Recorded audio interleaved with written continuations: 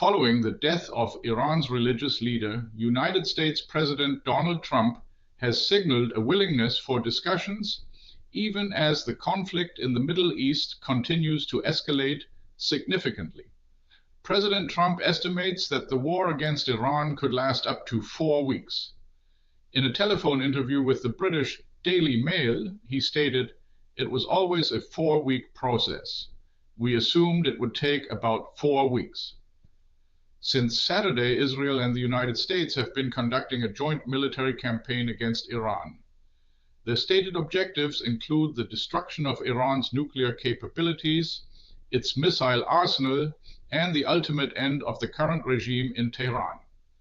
During these operations, the Supreme Revolutionary Leader Ayatollah Ali Khamenei, Ayatollah Ali Khamenei, was killed in an airstrike.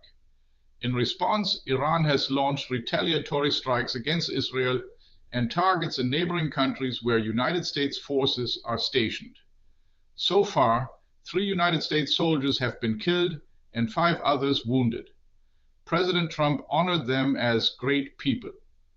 The 79-year-old Republican has vowed revenge for the fallen Americans.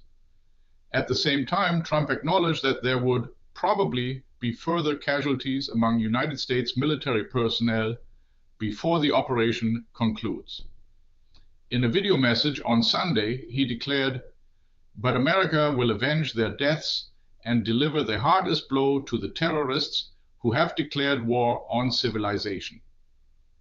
Iran's armed forces and police have, in turn, called on President Trump to lay down arms and surrender, threatening him with certain death otherwise. They warned it will not be pretty. President Trump also appealed directly to the Iranian people to overthrow their leadership in Tehran, stating, "I call on all Iranian patriots who strive for freedom to seize this moment to be brave, bold, and heroic, and reclaim your country. America is with you." Despite the ongoing conflict, President Trump reiterated his openness to further negotiations, though he expressed uncertainty about when they might occur. "I don't know," Trump said. "They want to talk, but I said they should have talked last week, not this week." This statement came hours after Trump had announced new talks with Iranian leadership, telling The Atlantic magazine, "They want to talk, and I have agreed, so I will talk with them." However, Trump also noted that some of the Iranian negotiators with whom the United States had recently spoken were now deceased. "Most of these people are no longer there," he commented, highlighting the contradictory nature of his statements within a short time frame.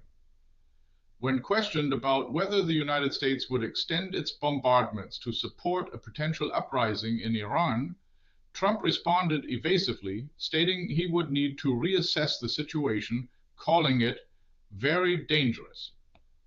Meanwhile, German Federal Foreign Minister Johann Wadephul, expressed continued hope for an agreement with the Iranian regime. Speaking on the German ARD program Karen Mioska, Wadephul acknowledged that Germany, France, and the United Kingdom had been working on a negotiated solution which had not been successful so far. He added, "I still hope that it can succeed, that the Iranian regime understands that it must renounce nuclear weapons and ballistic missiles."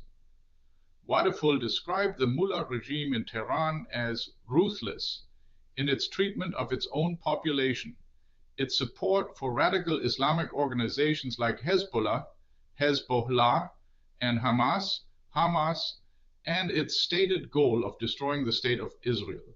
He concluded that an end to such actions would certainly be good. President Trump, speaking to The Atlantic, expressed confidence in a potential power shift in Iran, citing widespread joy over Khamenei's death, both within the country and among exiled Iranians in the United States. Trump has been observing the war from his Mar-a-Lago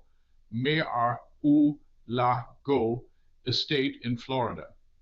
On the conservative network Fox News, Trump described a far-reaching blow against the Iranian leadership, claiming, Nobody can believe the success we're having. 48 leaders are gone in one fell swoop. He told the Daily Mail that far more leading figures had been targeted than expected. According to the United States Central Command, more than 1,000 targets in Iran have been attacked since the offensive began. These include Revolutionary Guard command centers, air defense systems, ballistic missile sites, and naval facilities. Trump also stated that the United States military had destroyed 9 Iranian warships, with the remainder of the fleet being pursued. He explained that these attacks aimed to end a decades-long threat and prevent the construction of Iranian nuclear weapons. Concurrently, he warned Tehran against further retaliation, threatening a response with a strength never before seen. The fighting in the region persists. Israel has reportedly launched a new wave of attacks, with Prime Minister Benjamin Netanyahu stating that the army is now striking with increasing strength at the heart of Tehran. They aim for complete control of Iranian airspace, with the military reporting that most air defense systems in the west and center of the country have been neutralized. The deployment of ground troops is not currently planned. In Iran, a newly formed leadership council has temporarily taken over Khamenei's duties. Its members include President Masoud Pezeshkian, Judiciary Chief Gholam Hussein Mohseni Ejehi, Gholam Hussain Sen-i Ejhi, and Guardian Council member Alireza Arafi Ahli Reza Ahrafi. Tehran has declared retaliation a legitimate right and duty. State media in Iran has reported more than 200 deaths on their side. Israel and several Gulf states have also reported fatalities from missile and drone attacks. What's your take on Iran war escalates? Ayatollah killed, Trump signals talks. Share your view in the comments. Do you think this will matter in the next news cycle? This video was generated using artificial intelligence.